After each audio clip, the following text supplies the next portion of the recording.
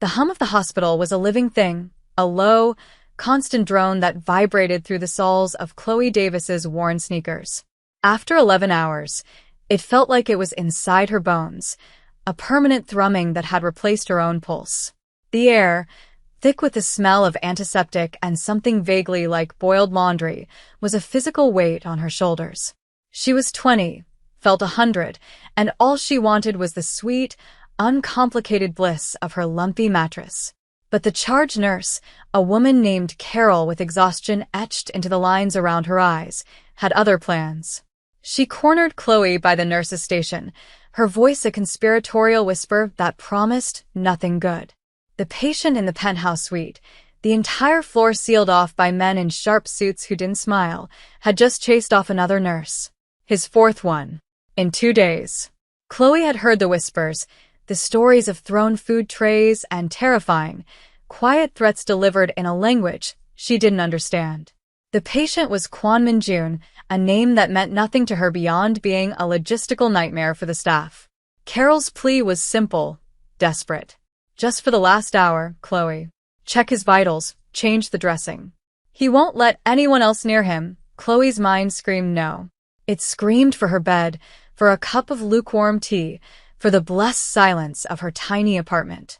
But her body, running on the fumes of professional obligation and a deeply ingrained inability to refuse a person in need, simply nodded. She took the chart. The name on the front was an alias, of course, but the notes inside painted a grim picture. 1 gunshot wound to the abdomen, expertly stitched but still high risk for infection, 3 cracked ribs, and extensive bruising. A notation at the bottom, in the attending physician's nervous scrawl, read, "Patient is uncooperative. Highly volatile. Handle with extreme caution." Chloe sighed, the sound lost in the corridor's hum. Caution was a luxury for the well-rested. She was just tired. She pushed the supply cart down the unnervingly silent hallway toward the secured wing, the wheels squeaking a pathetic rhythm against the polished linoleum. 2 guards, built like refrigerators and dressed in identical black suits, stood sentinel before a set of double doors. They didn't move, didn't speak. They just watched her approach, their eyes as flat and lifeless as polished river stones. This was more than just a rich patient. This was something else entirely. She held up her badge, her hand steady despite the sudden, cold knot forming in her stomach. One of the men nodded, a barely perceptible dip of his chin, and unlocked the door. The quiet that met her on the other side was different. It wasn't the quiet of a sleeping hospital, it was the heavy, waiting silence of a predator's den. The air was colder here, filtered and sterile, but underneath it lay a current of something metallic and dangerous. The suite was vast, more like a luxury hotel room than a hospital space. Floor-to-ceiling windows offered a glittering panorama of the city lights, a universe away from the sterile functionality of the rest of the building. A man sat in a low armchair near the window, his back to her. Another guard stood near the bed, perfectly still. The man in the chair did not turn. Chloe cleared her throat, the sound ridiculously small in the cavernous room. "Mr. Kwon? I'm Chloe. I'm your nurse for the next hour. I need to check your vitals and change the dressing on your wound." Silence. The guard by the bed shifted his weight, the leather of his shoes creaking. The man in the chair remained a silhouette against the city. She took a breath, her professionalism a thin shield against the unnerving stillness. "Sir, if you don't cooperate, I'll have to document your refusal of care." The silhouette finally moved. He turned his head slowly, and the dim light from the city caught the sharp planes of his face. He was younger than she'd expected, maybe late 20s, with dark hair that fell over his forehead and eyes that seemed to absorb all the light in the room. There was a raw, angry bruise high on his cheekbone, a stark purple against his pale skin. His gaze was not just dismissive, it was utterly contemptuous. He looked through her as if she were a bothersome insect. "Leave the supplies," he said. His voice was a low, quiet rumble, heavily accented but precise. "And get out." Chloe felt a flicker of anger, hot and sharp, cutting through her exhaustion. She had dealt with rude patients, scared patients, grieving patients. This was different. This was arrogance honed to a weapon's edge. She pushed the cart further into the room, the wheels a defiant squeak. "I can't do that, sir. My job is to provide care, and that includes making sure your multi-million-dollar wound doesn't get infected.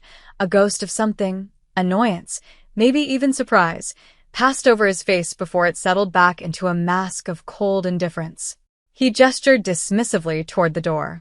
"You are dismissed." From his perspective, the girl was an anomaly. The others had flinched. They had stammered, their hands shaking as they fumbled with lines and blood pressure cuffs. They had looked at him with a mixture of fear and a cloying, obsequious respect he despised. This one, in her pale blue scrubs that hung loosely on her small frame, just looked tired and annoyed.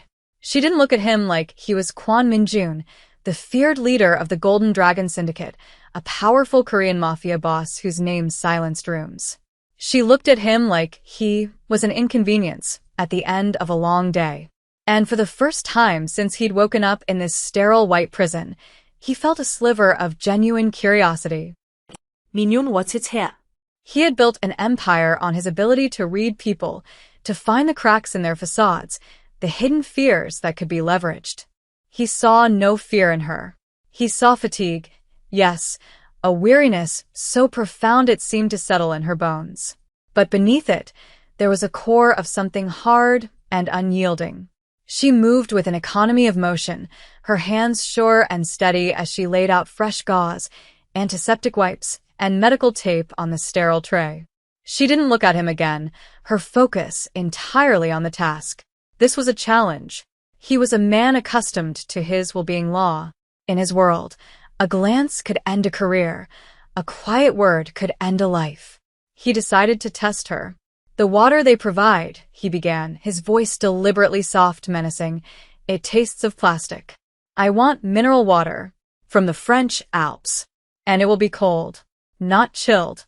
Cold." The guard by the bed tensed, anticipating the usual capitulation. But Chloe didn't even look up from her work. "The hospital provides filtered water. It's perfectly safe.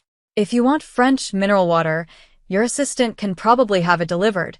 She snapped on a pair of latex gloves. The sound was like a gunshot in the silent room. "Now, are you going to let me check this dressing, or do you want to add septic shock to your list of complaints?" Min-jun felt a slow, unfamiliar heat creep up his neck. It wasn't anger. It was something else. He was the most powerful Korean mafia boss in the city, and this girl, this child in scrubs, was speaking to him as if he were a toddler throwing a tantrum. He should have had her thrown out. He should have made a call that would ensure she never worked in this city again. But he found himself doing something he hadn't done in years. He obeyed. He remained silent as she approached the bed, her expression a mask of clinical neutrality. "I need you to lie back, please. And I'll need to lift your shirt." He eased himself onto the bed, a sharp hiss of pain escaping his lips as his cracked ribs protested. For a fleeting moment, her professional mask slipped. He saw a flicker of something in her eyes. It wasn't pity. It was empathy, a simple human recognition of his pain. It was more disarming than any threat. Her touch was gentle but firm, her fingers surprisingly cool against his feverish skin as she peeled back the old dressing. He watched her face, the way her brows furrowed in concentration, the slight purse of her lips. She worked with a quiet competence that was its own form of authority. "It looks clean," she murmured, more to herself than to him. "But there's some inflammation. Have you been moving around too much?" He almost laughed. He had been fighting for his life less than 48 hours ago. Something like that. She cleaned the wound with swift, practiced motions. He flinched when the antiseptic stung, and her hand immediately steadied on his uninjured side. "Almost done," she said, her voice low and calm. It was the first gentle sound he had heard since he arrived. When she finished applying the new dressing, she disposed of the old materials with the same methodical efficiency.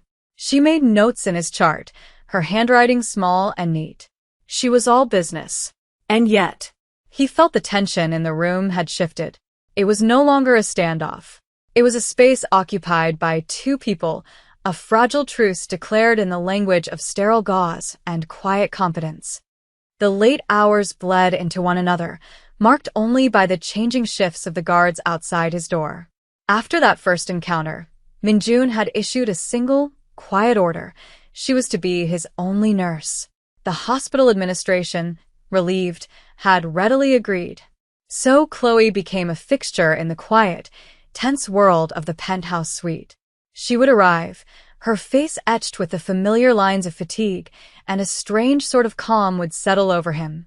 He found himself waiting for the sound of her squeaking cart, the soft click of the door. He told himself it was because she was competent. She was the only one who didn't treat him like a porcelain doll or a caged tiger. She treated him like a patient. A difficult, demanding patient, but a patient nonetheless. One night, the pain in his side was a hot, relentless fire that made sleep impossible. He was sitting in the armchair again, staring out at the indifferent city lights, when she entered for her final rounds. She moved quietly, assuming he was asleep. He watched her check the monitors, her movements fluid and practiced in the dim light. She paused by his chart, her pen scratching softly in the silence.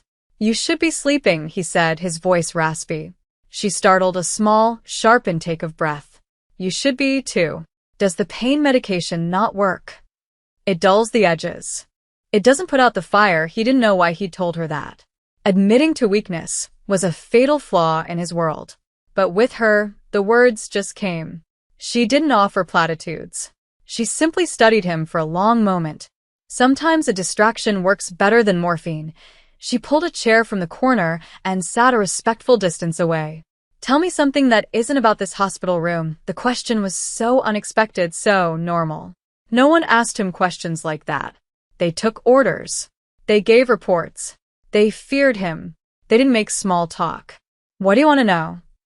"I don't know." "What's the first thing you're going to eat when you get out of here?" "It can't be this hospital food." A small, genuine smile touched his lips. It felt like a foreign expression. Jiggy. "My grandmother's recipe. So spicy it makes your eyes water. Sounds better than Jell-O," she said, her own lips curving slightly. "Are you a student?" he asked, turning the question back on her. "I work full-time here. I take classes on my days off. Trying to finish my bachelor's. Why nursing?" The question hung in the air between them. She looked down at her hands, then back at him, her gaze direct. "Because things break. And I'm good at putting them back together. Or, at least, patching them up so they can heal on their own." He felt that statement in his cracked ribs, in the stitched-together flesh of his abdomen. He was a broken thing, and this tired girl in blue scrubs was patching him up. The intimacy of the moment was more potent than any physical touch. It was a quiet conversation in a dark room, a tiny island of humanity in the cold, sterile sea of his life. For the first time, he saw past the uniform. He saw Chloe. And he realized, with a jolt that had nothing to do with his injuries, that he wanted to see more. The fragile peace of their late-night routine was shattered by the arrival of 3 men. They were not his usual guards. These men wore suits that were sharper, their faces harder. They carried themselves with the chilling stillness of apex predators. They bowed deeply to Minjun, but their eyes, cold and assessing, flickered over Chloe as she was preparing in 4-drip. Minjun's demeanor changed instantly. The quiet, contemplative patient disappeared, replaced by the formidable Korean Mafia boss she had only glimpsed before. His posture straightened, his voice dropped to that low, commanding tone, and he switched to Korean, the words rapid and sharp. Chloe didn't understand the language, but she understood the tone. It was the sound of strategy, of violence, of a world governed by brutal rules she couldn't begin to comprehend. She tried to make herself invisible, focusing on the transparent tube of the 4, flushing the line, her movements precise and automatic. But she couldn't block out the sound. She heard a name repeated several times, the Viper, followed by a guttural word that sounded like betrayal. One of the men gestured angrily, his voice rising, and Minjun silenced him with a single, slicing motion of his hand. The room fell silent. The tension was a physical presence, pressing in on her, making the air thick and hard to breathe. The men were discussing business. Mafia business. And she was a witness. A civilian who had stumbled into the heart of the beast. The tallest of the 3 men, The one with a long, thin scar bisecting his eyebrow finally looked at Minjun and then pointedly at her. He said something in Korean, a question. Minjun's answer was short, dismissive. But the man with the scar continued to stare at Chloe, his expression unreadable, and a cold dread trickled down her spine. They knew she was there. They knew she was listening. In their world, what happened to witnesses? She finished her task, her hands miraculously steady. "The four is ready," she said, her voice sounding unnaturally loud in the charged silence. Minjun nodded, his eyes still locked with the scarred man's. "You may go." It was a dismissal, but it felt like a reprieve. She gathered her things and walked towards the door, feeling the weight of their gazes on her back. Just as she reached for the handle, she heard Minjun speak again, this time in English, his voice like chips of ice. "She is with me. Do not look at her again." The words were a shield, a claim. She didn't dare turn around. She just slipped out of the room, the door clicking shut behind her, leaving her alone in the silent, empty hallway, her heart hammering against her ribs. The danger she had intellectually understood was now a visceral reality. It wasn't just a label attached to a difficult patient. It was real, it was in that room, and for some terrifying reason, she had just been placed under its protection. That night, his fever spiked. The inflammation around the wound, aggravated by the stress of the meeting, had turned angry and red. Chloe was called back just as her shift was ending. When she entered the room, Minjun was thrashing against the sheets, his face pale and slick with sweat. He was delirious, muttering in Korean, his eyes unfocused. The guards looked on, helpless and alarmed. "Get me a cooling blanket and a basin of lukewarm water," she commanded, her voice cutting through their panic. They scrambled to obey. She approached the bed cautiously. He was strong, even weakened by injury and fever. As she reached to check his forehead, his hand shot out and clamped around her wrist. His grip was surprisingly powerful, a desperate, clutching hold that wasn't meant to harm but to anchor. "Gajima," he rasped, his eyes finding hers, a flicker of terrified recognition in their feverish depths. "Please don't go." The plea, raw and stripped of all his usual authority, struck her to the core.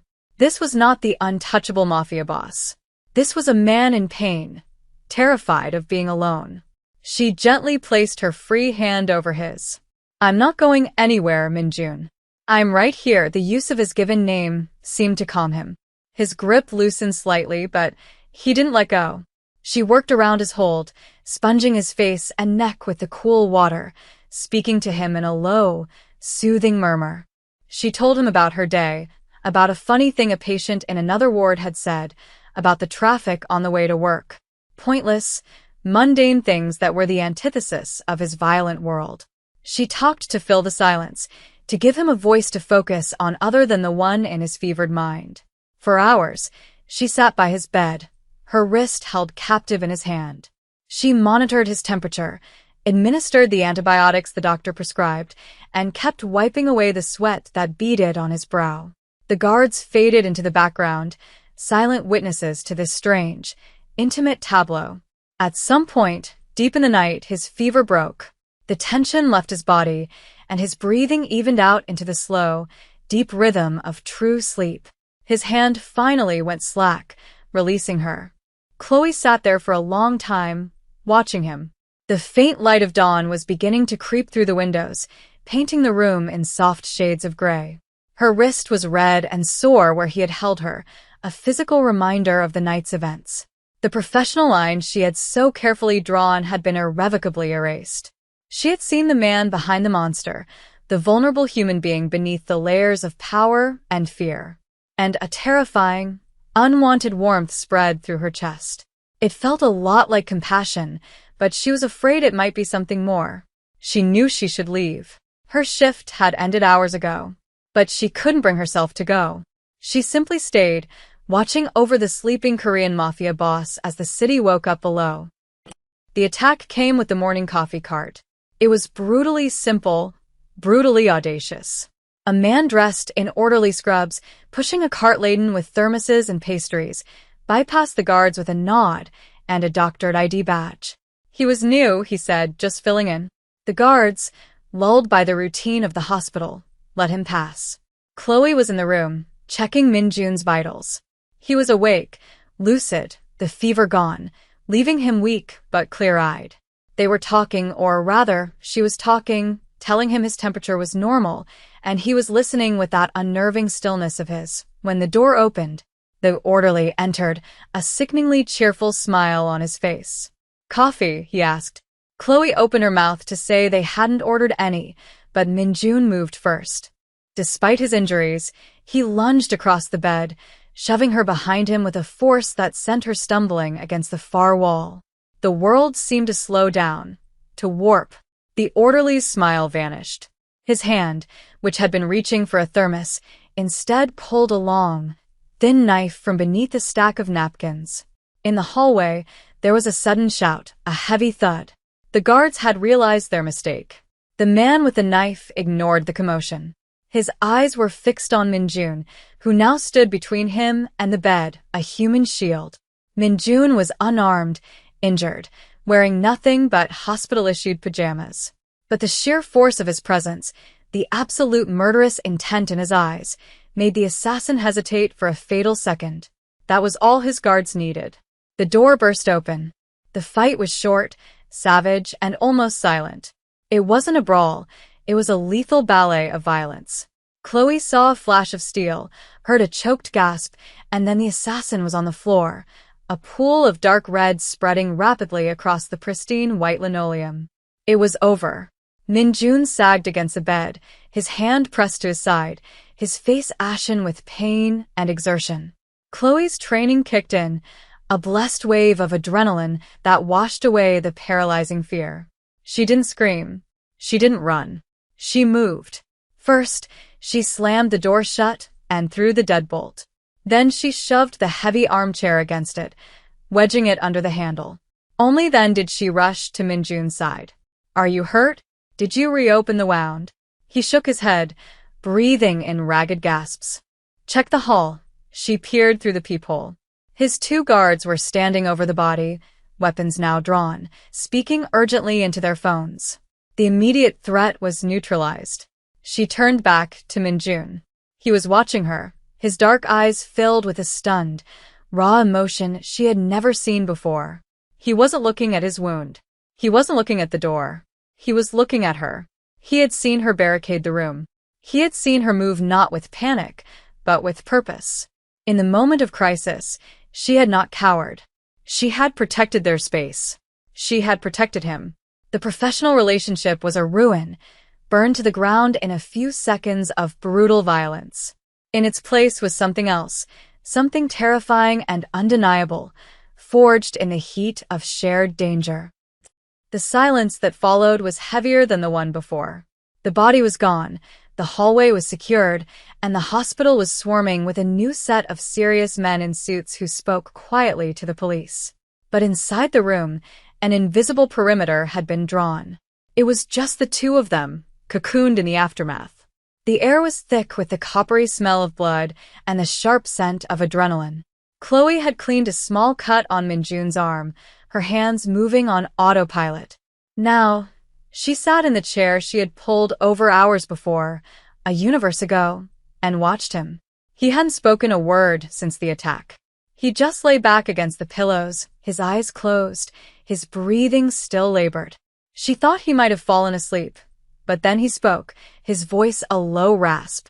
"You did not run, it wasn't a question. It was a statement of awe." "I'm a nurse," she said, the words sounding hollow even to her. "My job is to stay." "That is not your job," he said, his eyes opening. They were dark, intense, and fixed on her with a gravity that pulled all the air from her lungs. "Your job is to dispense medicine and change bandages. Your job is not to barricade a door against assassins." He pushed himself up, ignoring the pain that action must have cost him. He was no longer looking at her like a patient or an employee or even a curiosity. He was looking at her as if she were the only solid thing in a world that had just tried to kill him. "For the past 3 years," he began, his voice deliberate, each word carefully chosen, "my life has been a series of calculations, risks and rewards. loyalty, and betrayal. It is all noise. A game played with ghosts. Nothing is real. He paused, and his gaze swept over her face, her tired eyes, the faint smudge of dirt on her cheek. Until the confession was so simple, so direct, it was more devastating than any poem. You walk in here, exhausted, unafraid, and you tell me the hospital water is good enough. You put a bandage on a gunshot wound like you're fixing a scraped knee. You sit in the dark and talk about food. You do not run when a man with a knife is in the room. You are real. He reached out, his hand hovering in the air between them before gently, tentatively, touching her cheek. His fingers were calloused, but his touch was surprisingly soft. I think, he said, his voice dropping to a whisper, that I have been waiting for something real for a very long time. Chloe's heart, which had been pounding with fear, now pounded with something else entirely. Something more dangerous. She didn't pull away. She couldn't. She just sat there, captured by the raw, vulnerable sincerity in the eyes of the most dangerous man she had ever met.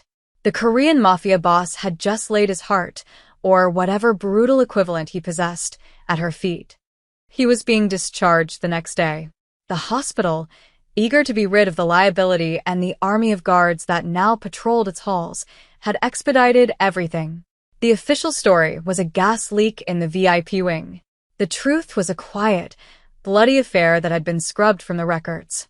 Chloe came for her final shift, her stomach in a tight, anxious knot. The room was different. The medical equipment was gone. Minjun was dressed not in pajamas, but in a perfectly tailored dark suit that made him look impossibly formidable, even with the faint lines of pain still etched around his eyes. His guards were packing a small bag. The air crackled with the energy of departure. He was leaving. He was going back to his world of violence and betrayal, and she was going back to her world of 12-hour shifts and lukewarm tea.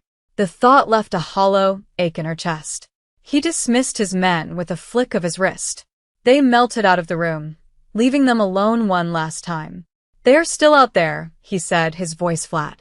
The ones who sent him. This is not over, Chloe nodded, her throat too tight to speak. You are not safe here anymore, he continued. They saw you. They saw me to protect you. In their eyes, you are now a liability. Or a weakness. The cold, hard logic of his world was terrifying. She had simply been doing her job, and it had marked her as a target.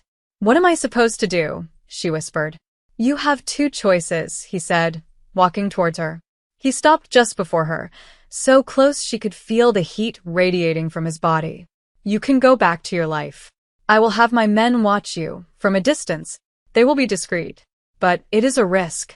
I cannot guarantee they will always be there in time. He paused, letting the weight of that sink in. Or, you can come with me. The offer hung in the air, a shocking, impossible proposition. Come with you? By my side, you would be untouchable. The most protected person in this city. No one would dare to harm you. As what? She asked, the question sharp. Your nurse? A flicker of something, pain, regret, crossed his face. No. Not as my nurse, he looked at her, his dark eyes searching hers, laying himself bare. As mine. I know what my world is. It is ugly, and it is violent. I would not blame you for choosing to run from it. But I am asking you not to. I am asking you to choose me. It was an insane choice. Her life was simple, safe, planned. Work, school, sleep, repeat. His was a dark, glittering world of unimaginable wealth and unspeakable violence. Choosing him meant abandoning everything she knew, everything she was working towards. It meant stepping into the shadows. But as she looked at him, at the quiet desperation in his eyes, she realized the truth.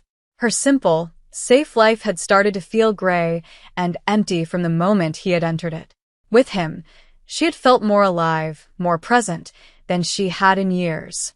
He was a storm, and she had spent her whole life in the quiet before it. She took a breath, the sterile hospital air filling her lungs for what felt like the last time. Her entire future balanced on the edge of this single moment, this single word. The logical part of her brain, the part that had gotten her through nursing school and grueling shifts, was screaming at her to run. To say no, thank you, and walk back into the predictable safety of her life. A life where the greatest danger was a needle stick or a patient falling out of bed. But her heart, that foolish, stubborn organ, was telling a different story. It was remembering the quiet vulnerability in his eyes during his fever, the desperate way he'd held her hand, the raw honesty of his confession in the aftermath of the attack. He was a monster to the world, a powerful mafia boss wrapped in violence, but to her, he had shown a side he showed to no one else. He had shown her the man. "If I come with you," she said, her voice quiet but steady. "What happens to me? To my life." "You will have a new life," he answered, his voice laced with a fierce, possessive promise. "Anything you want, it will be yours. But you will not be a nurse. You will not work. Your only concern will be to stay by my side." It was a cage, a beautiful, gilded cage. But staying here, knowing his enemies might find her, was its own kind of prison, one built of fear. At least in his cage, she would have him. "Okay," she whispered. The word was so small, yet it changed everything. A profound relief washed over Minjun's face, so powerful it was like watching a mask crack. For the first time, she saw him not as a patient or a predator, but as a man who had been terrified of her answer. He simply nodded, a gesture of solemn finality. An hour later, she was walking out of the hospital, not through the main entrance, but through a private service exit leading to an underground garage. She wasn't wearing her light blue scrubs anymore. One of his men had delivered a bag containing a simple black dress, soft leather shoes, and a dark wool coat. Her old life was literally shed, left behind in a locker. The garage was dim, smelling of concrete and exhaust fumes. A sleek black sedan waited, its engine purring softly. One of the guards opened the back door for her. Minjun was inside, waiting. She slid in beside him, the door closing with a solid, definitive thud, sealing them in. The car began to move, gliding silently up the ramp and into the gray light of the city. He didn't speak, but he reached over and took her hand. His grasp was warm, firm, a silent contract. She looked at their joined hands, his, large and calloused, bearing the faint scars of a violent life, hers, smaller, a nurse's hands. They made no sense together, and yet they felt right. "There will be rules," he said finally, looking at her, his expression serious. "Things you will need to learn to be safe," she just nodded. "There is one more thing," he said, his thumb stroking the back of her hand. "This is not a temporary arrangement. You are not a guest in my life. You are its center. I will make you my wife, Chloe." It wasn't a proposal. It was a statement of fact, a declaration. The young black nurse who had broken the rules was now bound to the Korean mafia boss who made them. As the car merged into the relentless flow of city traffic, she leaned her head against the cool glass of the window, watching the familiar world slip away. She was terrified. But as she felt the steady pressure of his hand in hers, she also felt a fragile, dangerous sense of hope. She was no longer just patching up a broken man. She was stepping into his broken world to build something new together.